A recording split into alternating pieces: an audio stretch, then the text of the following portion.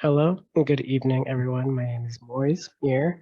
I am the Network and Policy Advocate at ClimatePlan. Welcome to our conversation on electrification in California. If you are not familiar with ClimatePlan, we are a statewide network. We coordinate advocates and organizations all across the state that kind of work at the intersection of transportation, climate, public health, and equity, and trying to advance solutions at both the state level, and so with state agencies and legislation, as well as in regional contexts. And so we have regional tables across the state, like in Sacramento, San Diego, Bay Area, and we, work on trying to create transformative policy. Today specifically, we are talking about electrification. And so as a quick agenda overview, I'll be doing a quick introduction, and then we'll pass it off to hopefully our special guest speaker, Assemblymember Zbur. And we'll also talk about a few case studies of electrification projects across the state, and then we'll wrap up. And so let's see, letting more folks in. There we go. Yeah, we kind of grounding in the place we're at. We know that electrification, both of buildings as well as the transportation sector, so thinking about cars, the infrastructure that's necessary, is something that's coming.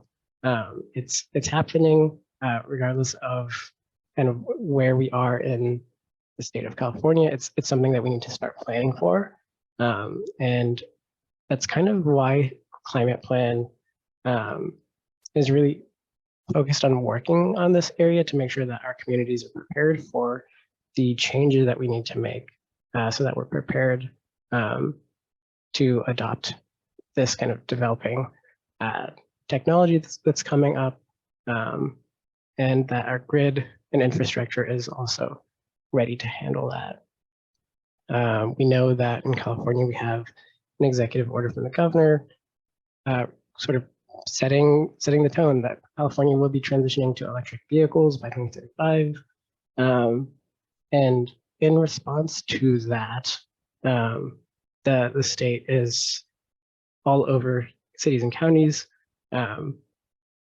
We see examples of electrification ordinances being passed.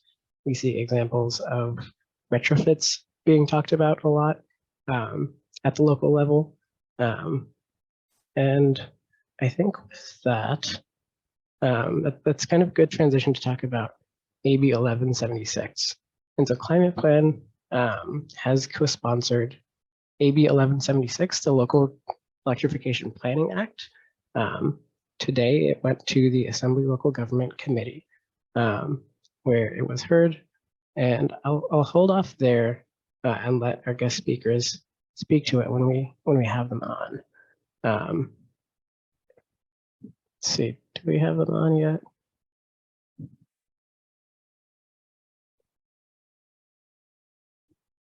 think we're still waiting on some of them. In the meantime, here we go.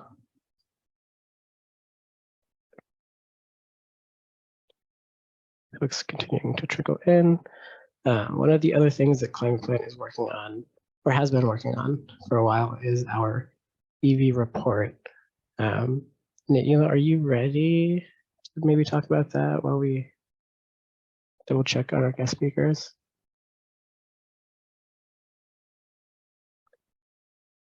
Okay. Actually, Moise, do you mind giving me 1 minute while I pull up the slideshow? Sure.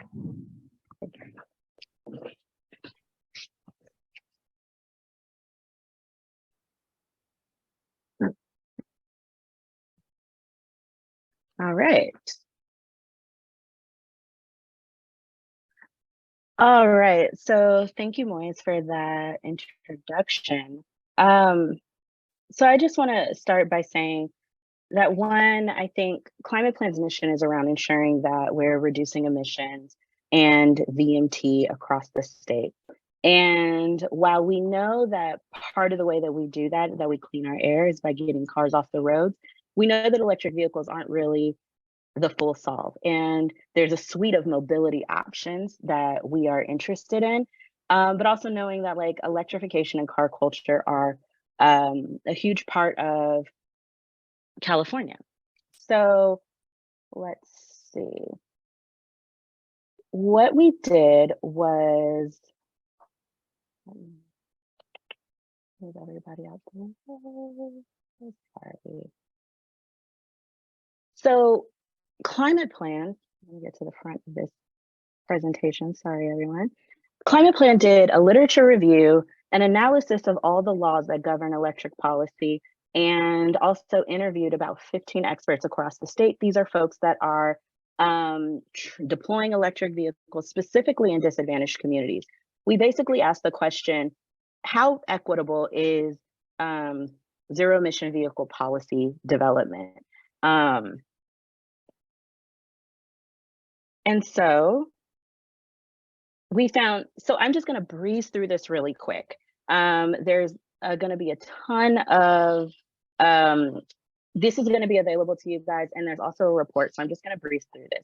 But we found that there's 7 overarching themes in most of the literature, which is around targeted incentives, ensuring that there's good infrastructure, or good infrastructure in the incentives program, making sure that the programs are accessible, making sure that they're actually responding to the needs of people, making sure that there's robust community engagement, and that we really are prioritizing folks in disadvantaged communities. I feel like we're missing some. I'm just gonna flip through these slides, because what I wanna show you is how convoluted and complicated electric vehicle policy are. These are just all of the laws and programs that govern electric vehicle policy. So this is guidance on vehicle deployment and vehicle standards, policies for charging infrastructure and multimodal options, policies for utilities. Come on.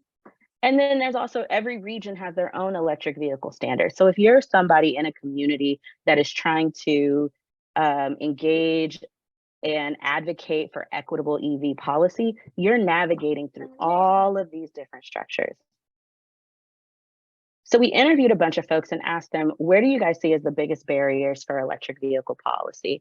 And essentially some of the top 3 that came up were funding for rebates, the structure of the rebates, and location of charging infrastructure.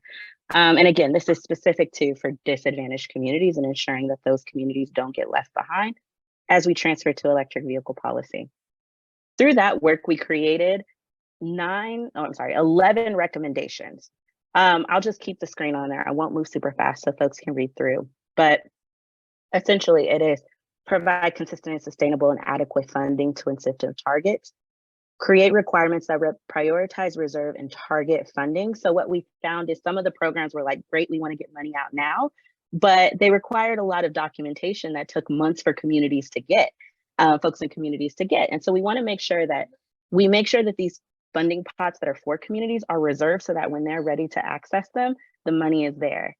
There needs to be more flexibility in the guidelines. We'll get a banana in a second. Of course, he waits till I start talking to ask for a banana. And invest in more multimodal options. So not just ZEVs, but we want to make sure that e-bikes and walkability of communities are also factored in. And we want to make sure that public transit is as well. Hold on, baby love. All right, so again, lowering the barriers for e-bike share. This could also include like methods for renting the bikes. We want to incentivize the manufacturing and more affordable ZEV vehicles. This was a really interesting one because this one and actually the next one I'm climate all day, and these kind of talk outside of the market. So we want to make sure that the folks that are building these vehicles, one, have great labor standards, and they're building enough to keep up with the pace that we need. Electric vehicles. And then number 7 speaks to making sure that dealerships are also aware of how we deploy these programs and how to match incentives so that they're making sure that folks in these communities have access to the greatest amount of savings and benefits. And then just improving community engagement, create stronger incentives for charging infrastructure, which we'll talk about a little bit later, not necessarily incentives, but the importance of it. And then developing creative ways to address the cost of charging. And then improve the coordination among agencies that are to streamline funding, because many agencies have programs to help people out. And sometimes that requires many applications on the side of folks in disadvantaged communities. And so figuring out how we streamline that process. So I ran through that report. Yeah, we'll get you a banana. I'll ran through that report or through the highlights. We are actually releasing the report today. Moise, can we put that in the chat? Yeah, I'll get that. We actually, perfect. We're releasing the report today. You guys are the first eyes that are going to see it. And it goes way more into depth around what the recommendations are, how we got to those findings and whatnot. And now, Moise, I'm going to pass it back to you. Thank you. And yeah, towards that kind of last piece of those recommendations, that idea of planning specifically and making sure that our agencies are prepared. That I think is a perfect transition to introduce our special guest speaker tonight, who we've been working with pretty closely the past couple of weeks, maybe months or so. I'll pass it over to you, Assemblymember Zbur. Oh, you're muted still.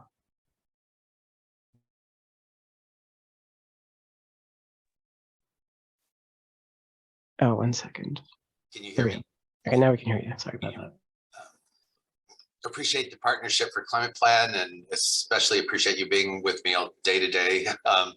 We luckily got our bill out of the local government committee. That tends to be a pretty conservative committee in its perspective, and a lot of concerns about not putting even planning mandates on local governments, but luckily it's out of the policy committee and sort of moving forward.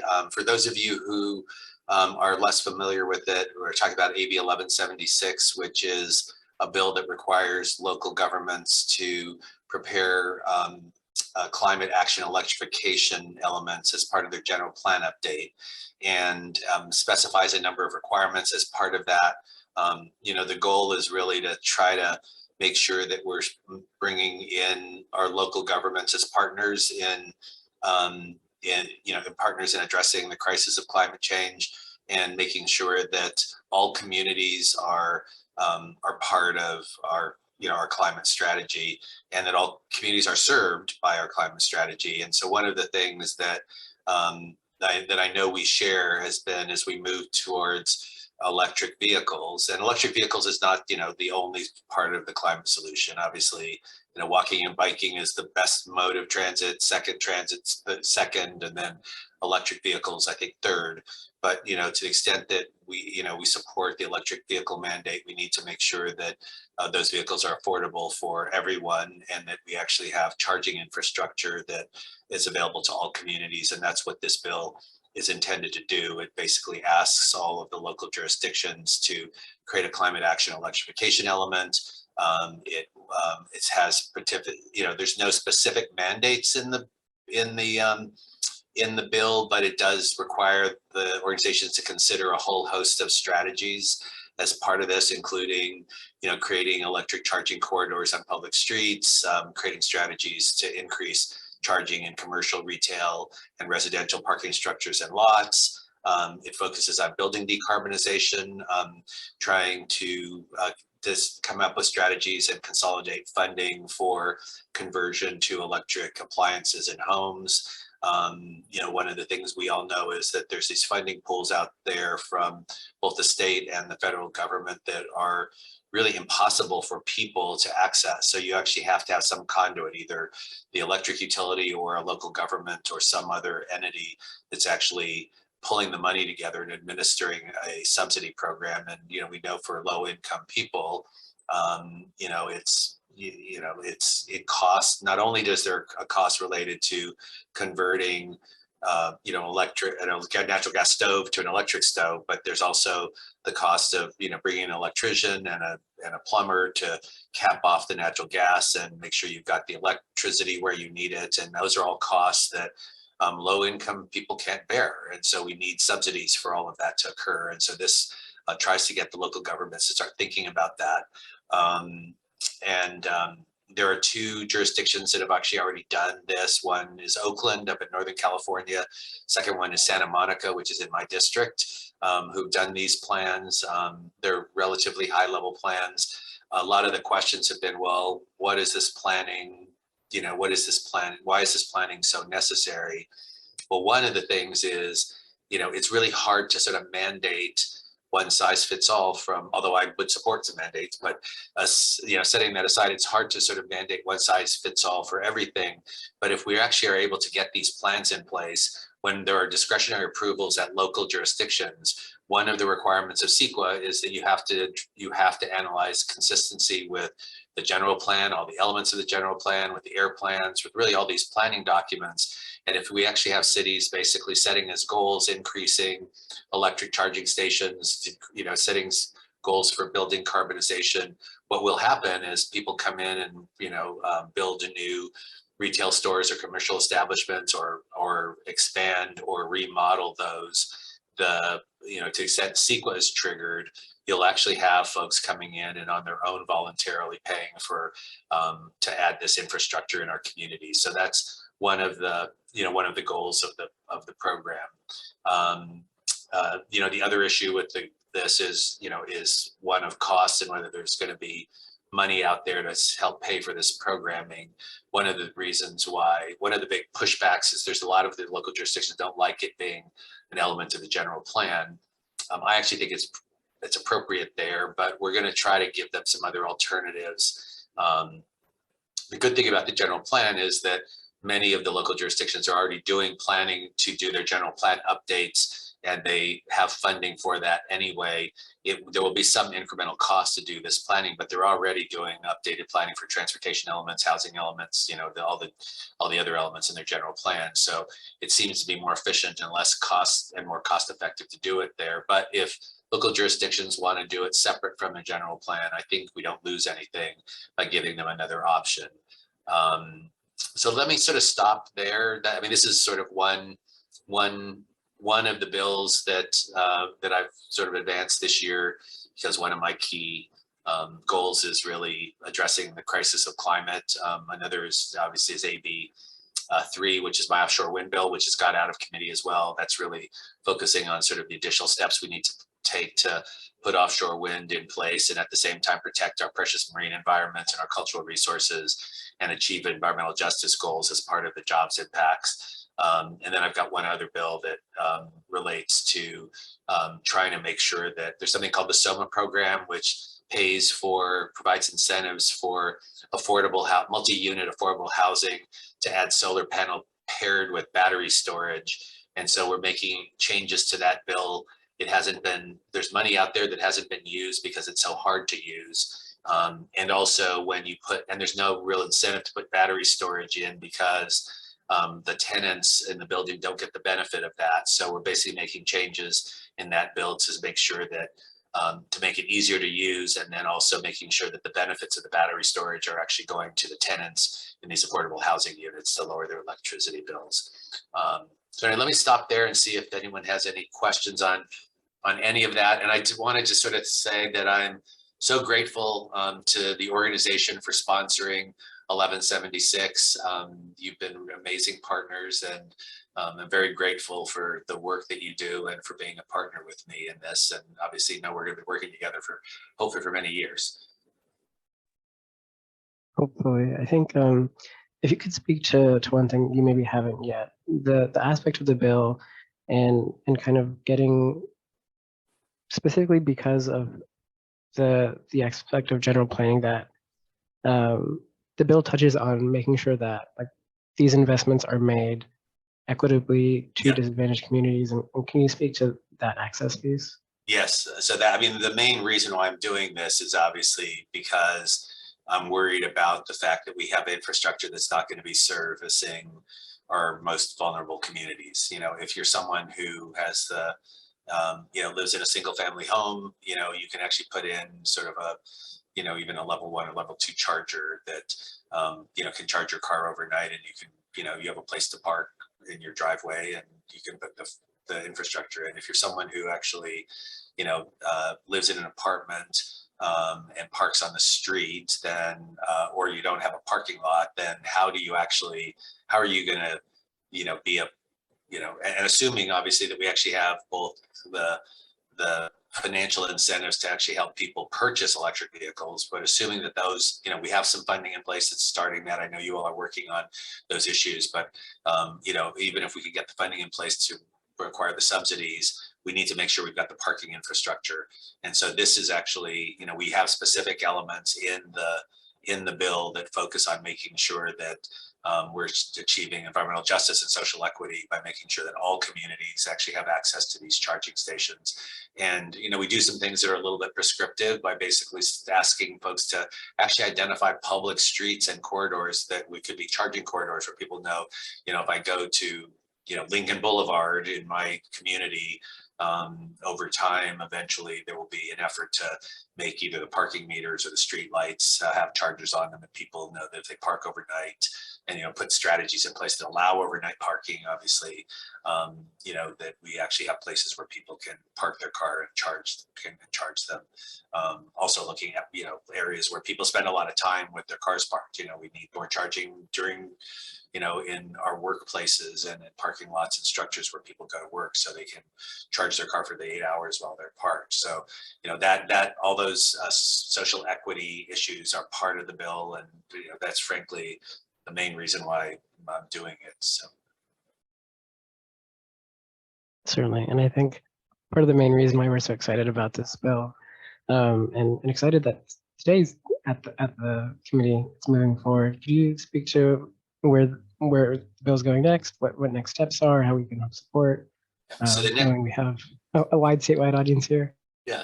So the next step is that it'll be going to the Assembly Appropriations Committee, and so we don't know yet. We don't have a cost associated with the bill, and so that will be the next big hurdle. We are looking hard for money that is already in the budget that was approved last year. There's a number of pots of money that are available to pay for planning for climate resilience. And so we're hoping that we can actually, and maybe even through a tweak in this, actually make that money available to local governments to sort of pay for this, for these climate plans. But there isn't a lot of money, as you know, we're projecting a $26 billion deficit. So the governor and the legislative leadership and the two budget committees are trying to make plans for what happens, if the budget projections remain where they are. And there's been a bunch of clawing back of some of the climate money from last year. But, I think I haven't heard yet that these sort of pots of money that we're looking at are necessarily at risk. What I keep arguing, and I, had a meeting with the governor's office earlier in the week, and I'll be talking to the appropriations chair literally tomorrow about all of my bills. And what I keep arguing with this is, we've got money for charging infrastructure that's out there. If we don't do planning to allow local jurisdictions to make sure that we're serving all communities, including disadvantaged communities, that money's going to get sucked up by people in single family homes and businesses that may not be the right places where actually members of all communities park. And so that's why I think this planning exercise is so important. It's, a lot of folks are basically saying, this is going to cost every jurisdiction, $100,000, $200,000. I actually don't think it will. I mean, Moaz and I were together. I was showing him the Oakland plan and the Santa Monica plan. They're remarkably similar. You could probably take those two plans, and there will be a public process in every jurisdiction to adopt these, because obviously they should be adopted through a public process. I mean, that's also one of the benefits of this program, is that we're actually allowing communities to decide what's important, and hopefully local jurisdictions are going to have a public process around these plans. But it's not like this is rocket science, right? It's sort of like we know what we need to do. We need to get chargers on streets. We need to make sure that we're identifying, lower income communities that aren't living in single family houses. And we need to make sure that we've got chargers that are distributed in places, so that everyone can charge. And so And then beyond that, the writing and the plan, they're awfully similar. I mean, there's actually some maps in the Santa Monica plan that correspond exactly to the maps in the Oakland plan. And, I can't remember which one was done first, but it was clear that one of the cities was looking at the others and, pretty much there are big differences in the two plans because they're dictate, Oakland is a different place than Santa Monica, and there's some strategies that are really different, but they all have the same goal, which is getting electric chargers out in the community, and they have different strategies for doing that. And they've set up different timelines to hold themselves accountable to do certain things. Well, thank you. I know that you're gonna have to hop off, so if I'll let you off the hook. If folks have more questions about the bill specifically, feel free to drop them in the chat or reach out to us, and we'll try to field them. And we'll be coordinating, support for the bill moving forwards. We certainly know the work of and transforming our communities is going to take a long time, and so excited to be in this work with you to start planning now rather than catching up and scrambling years down the line. So thank you again for your time. And Mose, thank you so much. Thank you, everyone. Thank you for giving me time in your meeting today, and hopefully I can meet some of you in person soon. Hopefully. Thank you, everyone. Okay. Thanks. And with that, we kind of talked about how each local context has its own specific needs, has its own specific considerations. As part of our EV report that ClimatePlan is putting out, we obviously, as Neela mentioned, did a lot of interviews to talk about specific case studies. Going to spend some time talking about some of them. Going to pass it over to Jose from GoSGV to talk about some of the work that they've been up to. Hello, everybody, and thank you for having me today and joining us. So what I'm going to be speaking on, I'll share my screen in just a sec, is our GoSGV, which is our San Gabriel Valley Regional e-bike share program. So let me go ahead and share.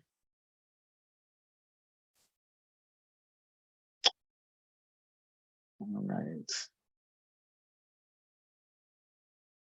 Can I get a thumbs up? We can see yes. All right. So this is GoSGV. So that is our regional e-bike share program. So for those not familiar with the San Gabriel Valley, and the reason we say regional e-bike share program, just because the San Gabriel Valley lies on the east side of LA County, and it's approximately 374 square miles with 2 million residents. So this e-bike share program is actually meant to address the needs of as many residents as possible in the San Gabriel Valley. So just a program overview. So our overall goals are to increase the public awareness and the access to e-bike technology. Obviously, e-bikes have become a little bit more noticeable now. People have a little bit more knowledge of electric bicycles. But one of the things that we're trying to do is get that information and that awareness and the ability to reach all the communities that might not have access to bicycles, and also reduce vehicle miles traveled. So, VMT reduction is also one of the goals of the program itself. Ours is a monthly subscription basis. So it's based on international programs.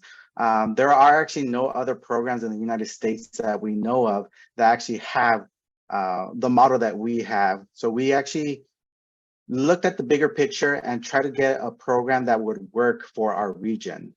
So there is no bike sitting on the street corner. So it's not what you traditionally think of bike share. It's not you go to a street corner, the bikes are there for you, and you could check it out on a 30-minute, 1-hour basis or anything like that. Our subscription is going to be monthly, so you actually get to keep the bicycle with you. You also receive a charger and a lock, and I'll touch on that a little bit more in the program. We also offer local demo centers, and we also are partnering with local CBOs, public agencies, bike shops, and pretty much anything that we can reach as far as businesses or anybody we feel like might be embedded into the community. Those are the people that we're trying to reach and partner with to get this information out there and provide the accessibility to our community members. Overall, our program runs on 840 total electric bikes. We are, I believe, the largest electric bike share program in the country. 828 of those are standard commuter bikes, which you see right here on the right side of the presentation. We'll also talk a little bit more in depth about the bikes in just a little bit. And then we offer 12 family or cargo e-bikes as well for our actual program. The operations wise, it is San Gabriel Valley Council of Governments led. It was funding through an ATP grant. Us as Active San Gabriel Valley were selected as the operators. And then we also have kind of a cool electric van that we actually provide e-bike deliveries and pickups as well. So we're trying to keep all our operations sustainable and electric. So all our deliveries are actually done through our electric van. So our standard electric bike, it's one size fits most. Obviously, you know, there are some variants in sizes, but our seat post adjusts. It's a step through frame to make it a little bit easier for everybody to be able to mount and dismount the bicycle. It's very upright positioning, very comfortable for people to use.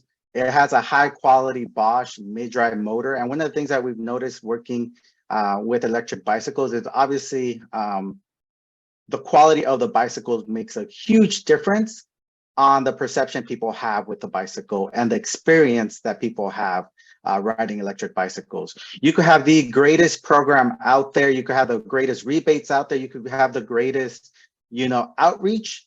If the bikes are not quality bicycles and the electric motor or any of the actual bike itself is not a high quality model, you will still have a bad experience through the people we work with. You know, the community members will have a bad experience with the bicycle. So that is something important to keep in mind. And that's something that we actually really focus on, is providing a really good quality electric bicycle for our program.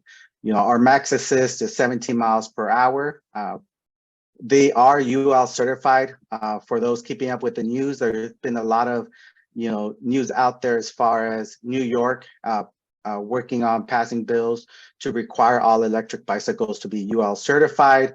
You know, that's something that we thought about in advance to make sure that there was a standard, a safety standard and a quality standard for our bicycles.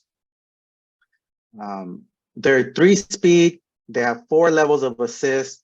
The range, you know, will vary obviously with the different types and models as far as the assistant level that you're using, and also you know, the terrain you're riding. So very similar to electric cars or anything else. Electric it will definitely vary depending on, you know, the terrain, the assist level you have, but we're looking at an average of 30 miles of real world experience. On the high side, on, you know, the eco assist or the low assist level, you're looking at about 50 miles of range.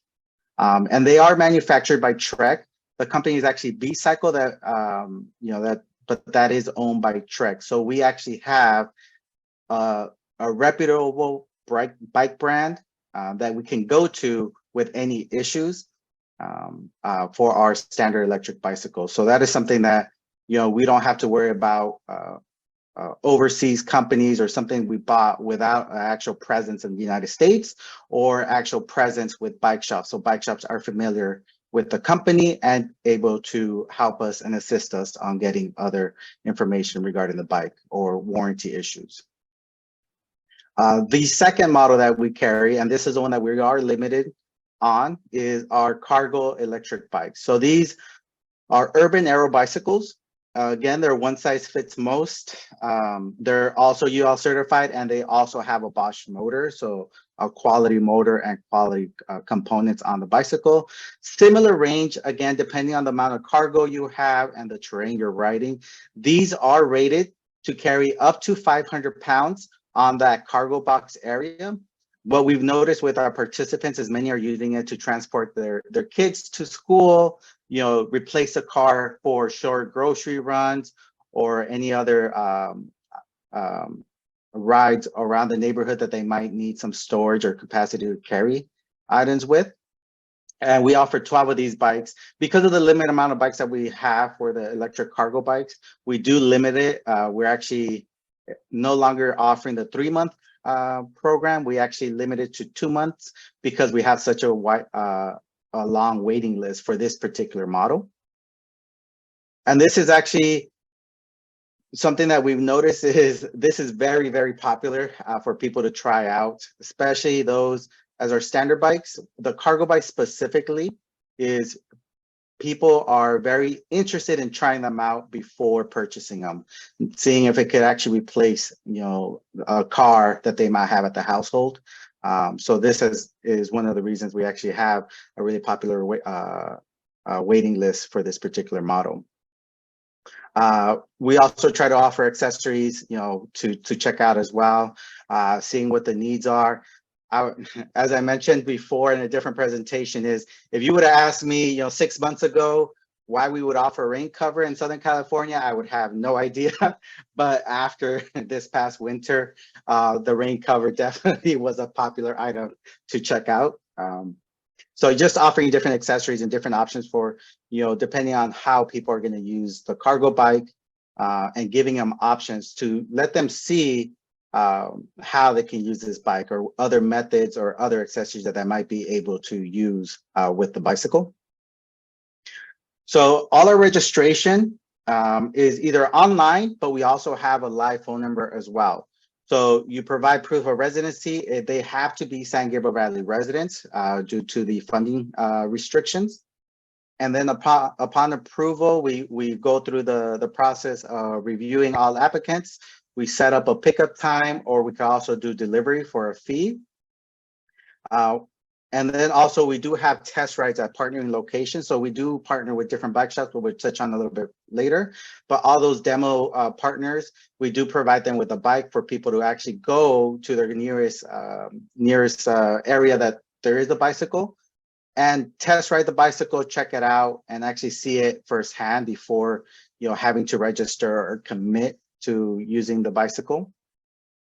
The other thing I was going to mention is we do have a phone number and we do in-person registration. So if someone doesn't have access to our website or isn't comfortable filling out forms online, they can call us. We do walk them through the process, and we do provide everything that the online registration forms. We do provide it in person as well, so people can always register with us in person. Our pricing. So now we get to the one thing that kind of sets us apart from a lot of different places. Our regular membership, our introduction rate right now is $69. We do offer promotions and specials throughout the year. So right now, our current special is $30 a month if you register for 6 months. Meaning, if you commit to 6 months of being a member, all you have to pay for the standard bike is $30 a month, which means you get to keep that bicycle with you. You will receive a lock, and you will receive the charger to go along with it. And you could ride the bicycle as much or as little as you would like. And you have that bike to use for those 6 months, which means $180 gets you a high quality electric bicycle for you to keep and use as you need. That really takes care of some of the limitations and barriers people have to electric bicycles, because personally, I don't want to just go into a store and spend $3,000 right off the bat. Also knowing that I might not be interested in an electric bicycle, I might want a regular bicycle, or I have never experienced the benefits of electric bicycles. So, these are some of the things that we're noticing and we're trying to address. On our normal month-by-month membership, we do also offer a student rate at $49 and an income qualified rate at $29 a month as well. Our cargo e-bike is $129 a month, so it's a little bit pricier, but these particular bicycles, for those familiar with the cargo bikes, range in the thousands of dollars, $7,000 plus, if you were looking to purchase one of these bicycles. And then we also offer group rates for schools and different organizations and businesses as well. So as I mentioned, 1 month unlimited use, you pretty much have the bicycle for you to use, your personal electric bicycle during your subscription. We offer the bike lock as well. We give you a U-lock, which is included in the price. We give you the charger during the time that you're the member. And then we also cover normal wear and tear on the bicycle. So, you ride the bicycle every single day and you put thousands of miles on it because you love it so much. We'll cover the wear and tear of the tires, the grips, and other items like that, as well as take care of any warranty issue. You don't have to deal with that. You don't have to contact Trek. You don't have to contact anybody other than us, and we go through that and take care of the warranty issues with you. These are different daily e-bike rental costs that we've seen and we've kind of looked at in the LA area. There's bike shops that do electric bicycles for $120 a day. Velo Pasadena, $80 a day. So this is just to kind of give you some context as far as our pricing, trying to reach the community that we're trying to serve, and just trying to be equitable to actually, reach those people that we want to reach and give them the experience to try the electric bicycle and try a different mode of transportation that they might not have the ability to access at this time. And this is just a picture of we're very proud of our electric cargo van, which we use for deliveries and pickups. And you'll probably see it at different events. If you ever come to one of our events, we'll have it out and about. So repairs. So one of the challenges with the program, obviously, is 374 square miles is a huge region, but our repairs are set, and we're actually working with bike shops in the community. So we're also promoting visiting your local bike shops and visiting small businesses to get work done and kind of address the needs that you might have to be easier to access. So we're based out of El Monte, but someone living in Pasadena or someone living on the east side in Pomona doesn't have to try to get to El Monte to have a problem fixed. We have partnering bike shops that we reached out to throughout the entire San Gabriel Valley to be able to provide services no matter what part of the San Gabriel Valley you live in. Some of the repairs, again, are fixed rate. We cover the first flat repair. The second repair out of the shop, they will charge for any other flat repairs. Brake adjustments are fixed rate. So anything typical that you would normally get charged for on your own bicycle that is not warranty, those are just pretty standard and fixed rates. So someone going to Pasadena won't get charged a different rate than someone going to a bike shop in Pomona if they're actually using our program and taking our bikes in. We do require a deposit. I think that's one of the things that is an upfront cost that people do receive back when they return the bicycle. But this is $250 for a standard bike and $500 for our cargo bike. So that deposit is something that is the upfront cost. That might be probably the biggest limiting factor for some people, but we do work with people if they're income qualified as well. And we do take payments for the deposit in advance as well. So the timeline, just some brief history. We actually officially launched in September of last year. Our official launch was in September. Currently, we have over 100 bicycles out in the San Gabriel Valley. One of the things we noticed is, once the rain stopped, we had a lot higher demand, and it's actually allowed us to do a lot more outreach and, reach different members of the community in the San Gabriel Valley as well, now that the program is rolling. So these are some different examples that you can look at real quick, similar monthly programs. And again, there's not many options, if any, other than us in the United States. Many of these are European options that we kind of based our program and, wanted to bring to our region.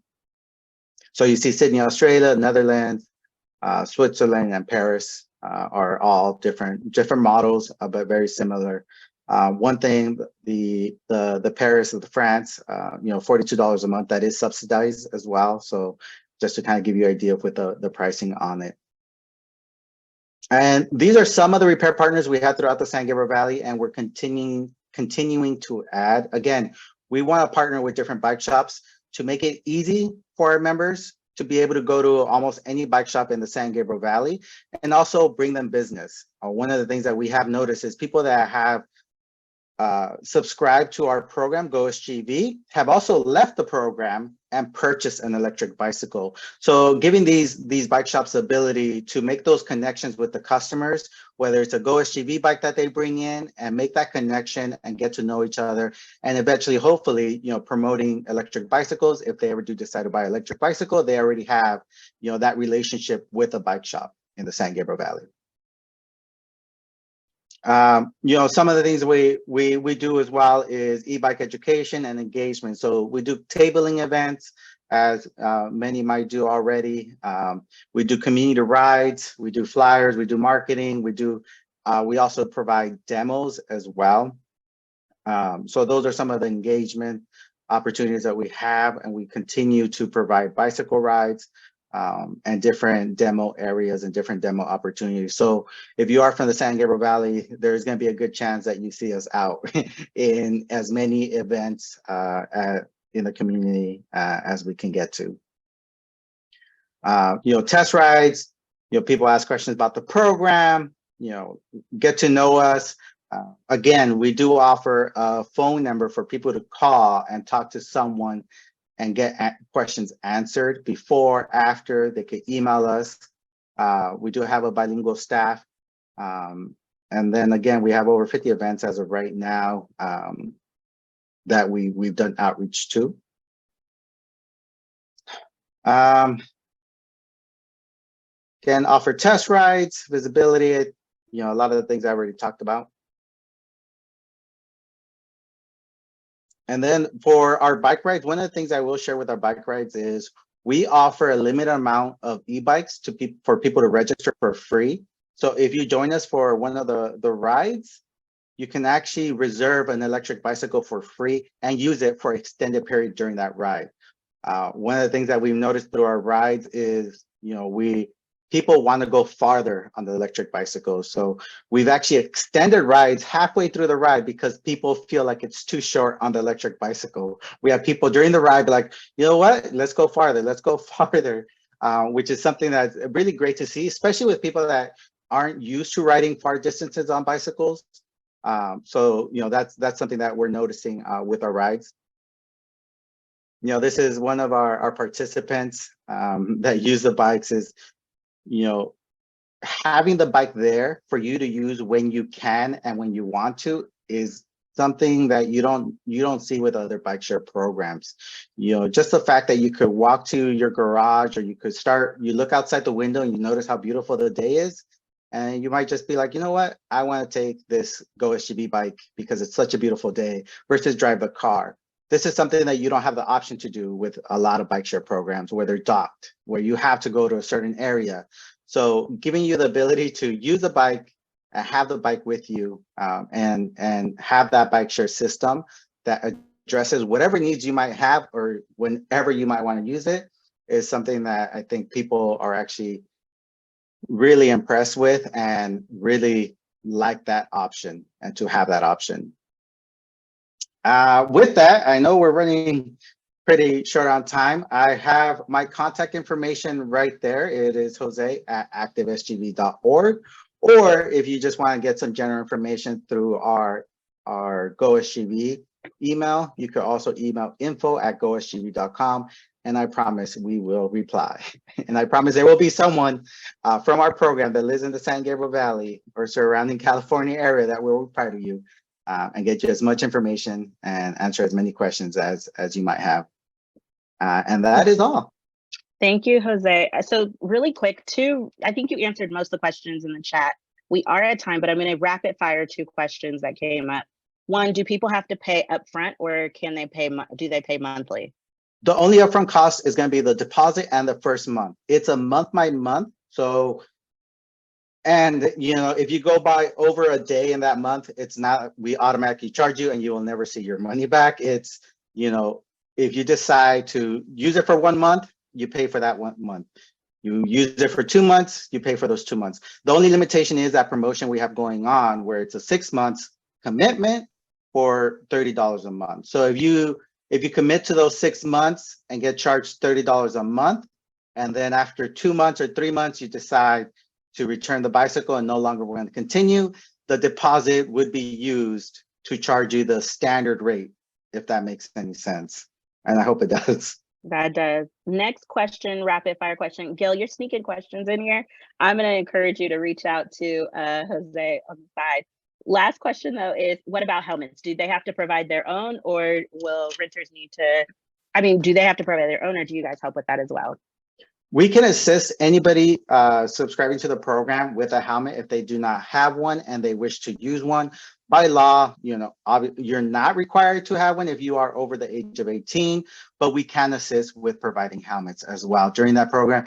And if we have them available, we won't charge as an extra fee for the helmet if we have them available. All right. Thank you so much for your time, Jose. Do you also mind putting your email in the chat so people can find it? Definitely. And thank you again. Yeah, no problem. I genuinely love this program, and I'm excited because the Active Transportation Program is one of the biggest funders of this program, and it'd be great to see this replicated statewide.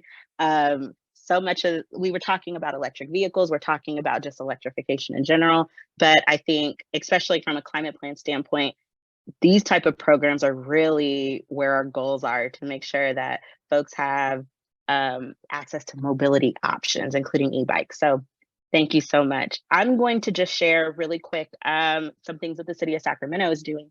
Not at all as far along, but city of Sacramento has a program called EV Blueprint. And one of the things that they're doing is, as we're thinking about electrification here in the city, we want to make sure that disadvantaged communities are at the forefront of that. So the city actually applied for a grant and are working with different community leaders to set up, to talk about where should chargers be. Very similar to what we're talking about in AB 1176. Where are the locations where it makes the most sense for chargers? Where do you feel the safest to be charging, to park your car for 30 minutes and charge it? Where are the places you go where you'll be able to charge equitably? And also creating metrics, equity metrics. Once we put all these chargers in place, how do we know that we did it equitably? So we're also reaching out to community members in Sacramento to figure out, how do we actually measure success? Is it just a particular amount of folks in a disadvantaged community accessing charger? And this is like chargers for cars, but also there's a bike share program. How are we measuring equitable success of this program? And so again, the city of Sacramento is at the beginning phases of this program. A lot of it is just doing really intentional planning to make sure that folks that are living in disadvantaged communities are at the forefront of planning this. I will also point out, in this EV Blueprint program, we are creating a comic book. So once that goes, once we get it, I'll make sure I also share it with this listserv, not just folks in Sacramento. But we're creating a comic book to kind of create an education around mobility options. It's going to feature cargo bikes. It's going to feature not gig cars, because gig website. It's going to rentable EV vehicles. It's going to include just ZEVs in general. And so that comic book will be coming out in a couple of months. And the other thing that we're starting to do in Sacramento is work on creating community bike rides with community leaders and helping route out routes in disadvantaged communities. And so we talk about equity not just being outcomes, but also in the process. So we wanted to highlight this because it is an example of how we equitably think about zero emission policy and implementation. All right, I did that quick. We are right at time. This has been, it's such a big, hefty topic, right? And electrification is inevitable. We know that we're moving forward in this direction. And I think from a climate plan standpoint, we just want to make sure that this happens as equitable as possible. And so I think it's important to highlight things like active SGV. Please advocate for programs like that in your community. It's important to highlight what the city of Sacramento is doing, which is trying to make sure that equity is at the forefront of this process. And I welcome you guys all to read the report that we've developed, because there's a lot more recommendations in there about, at least for the vehicle side, how we make sure that the rollout of electric vehicles don't leave communities behind. So we are at time. If you have any questions, I will linger a little bit longer, but I'll also put my email in the chat. And so if you have any questions, please feel free to reach out. But thank you guys so much for your time.